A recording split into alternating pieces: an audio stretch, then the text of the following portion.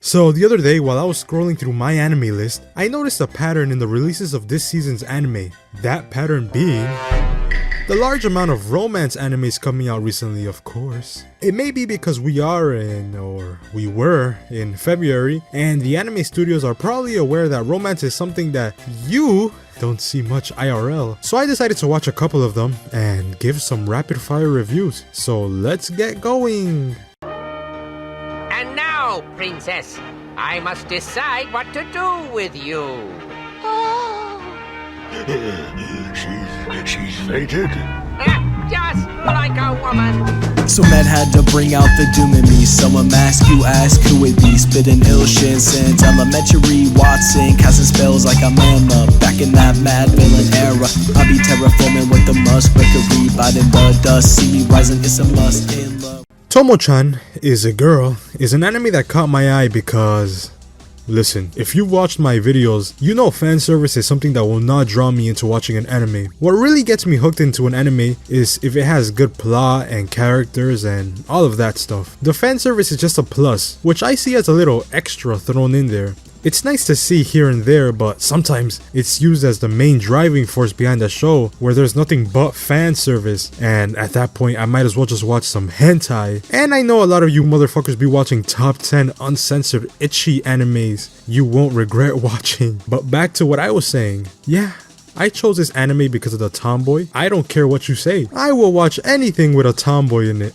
except for haram. But synopsis time before I get into another unrelated tangent about harem anime. So in this anime we follow our girl, Tomo, a somewhat boyish girl, as she tries to get her childhood best friend and crush, Jun, to see her more as a woman. This after a failed confession that flew right over his head. This is because she's always been more of a brother to him, with them always training together and regularly fist fighting. Plus, Tomo's never really put any effort in trying to appear more girly, so naturally Jun is a bit clueless as to her feelings for him, even after a straight up confession. Or is he? Well, you'll have to watch the anime yourself in order to find out, my friend. But with the help of her two best friends in school, Mitsuzu, a cold abrasive girl who's mean to everyone except Tomo, and Carol, a bubbly rich girl who at first seems to be a one-dimensional, fan service character, but we later find out has more character to her. So with the help of these two girls, she will try to win over her boy's heart. I'm really enjoying this anime. I like the characters and their interactions with each other, specifically Carol and Mitsuzu. I like that Tomo had a deeper but still feminine voice.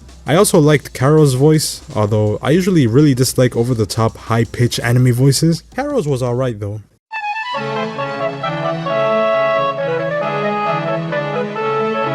Did you know?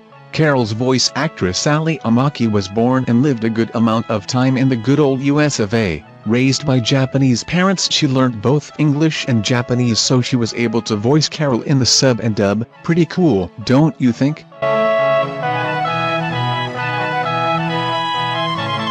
Thanks for that little fact. No problem. By the way, when will I get my first paycheck? You said you worked for Mr. Beast. Where is he? I really want to meet him. I'm a big fan. Well, moving back to what I was saying. Jun and Tomo's friendship is done really well. I like how Tomo isn't really uncomfortable or flustered all the time hanging out with Jun, and they're actually both quite comfortable with one another, to the point of them beating the piss out of each other regularly. Which has to stop if they get together, because I understand Jun is a woman puncher, just like me, but you wouldn't want to be brought up on domestic abuse charges if Tomo gets sick of your shit one day. I also like the comedy in this show. It wasn't anything that would make my ribs implode, but it made me smirk here and there. But yeah, great rom-com. I enjoy.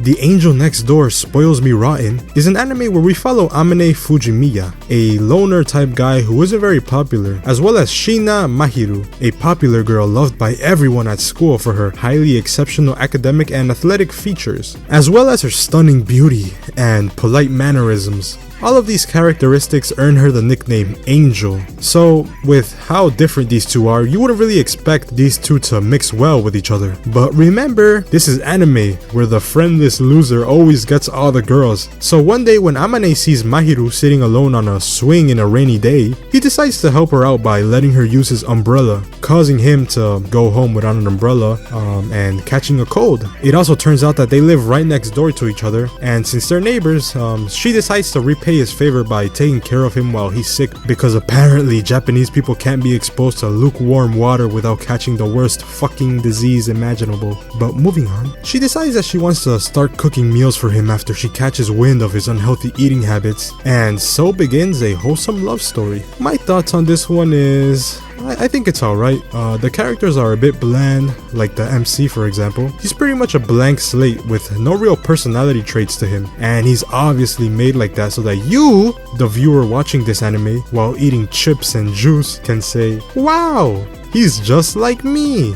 You know, self-insert. One thing I do like about this anime though is how the MC doesn't freak the fuck out anytime he's around her, which is nice, you know? The show doesn't do anything outstanding or original, it just follows the high school love / slice of life formula decently well. One more complaint that I do have is that, spoiler alert, it's nothing major, but if you want to watch this anime without being spoiled, go here. This anime is 8 episodes in and these guys are still in the friend zone. They've been practically living together all this time and do couple-esque things and still just refer to each other as friends. Anyways, overall this anime is pretty alright. I enjoyed the slice of life aspects of this one, and the romance was okay. And yeah, I give this one a 7 out of 10. I just decided now that I'm gonna do a points system, so Tomo gets a solid 8.5. Oh, one more thing about this anime. If you're a reclusive guy who stays at home all day, don't expect some beautiful 10 out of 10 girl to just show up on your doorstep to cook for you every day. That's not happening. Especially if you're a schizophrenic, disheveled anime and vidya addict like me. Women are confusing, alright? Mind if I get your hand? Sure. She's supposed to kiss you. Oh, then my hand then? Okay. I don't know what's going on, but... Alright, now pay her. Alright, you think... You're fine. Okay. I loved Welcome to the NHK, but that's another anime that kinda does the same thing of the girl suddenly showing up in the retard ass's doorstep. But yeah.